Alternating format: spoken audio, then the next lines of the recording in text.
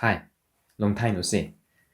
It's been 2 weeks since we posted the last video on our channel because it was I was on my vacation, so I thought it'd be better if we could take a reminder video so that we can continue, keep the continuity on the process.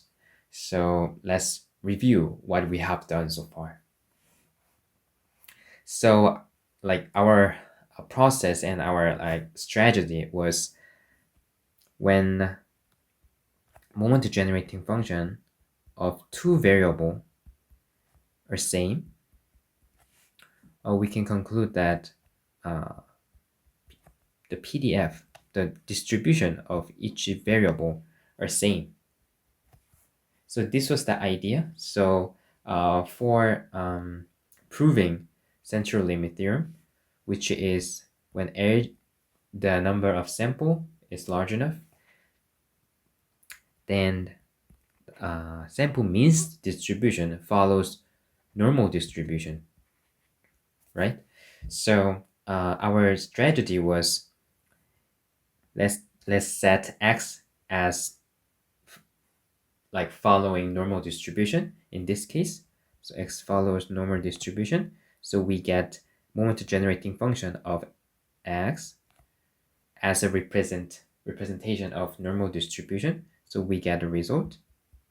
And we compare this result to the result of x bar's distribution and its moment generating function when we put large number of n. So we get this kind of result, let's say, and compare whether those two are same. And if they're same, then we can conclude that when n is large enough, x bar and its distribution follows normal distribution, which is the conclusion of central limit theorem. So to the last video, we proved that this moment generating function, not proving, I mean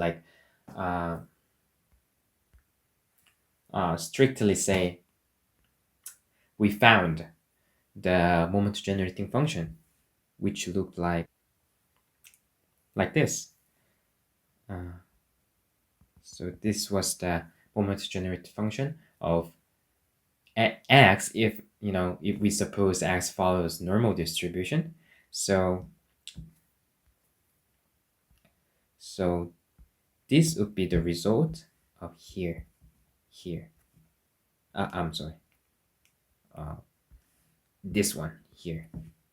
So the final step would be getting this moment generating function and compare those two. Okay, so this was a reminder so far, and hope to meet you guys, see you guys again in the next video. Take care.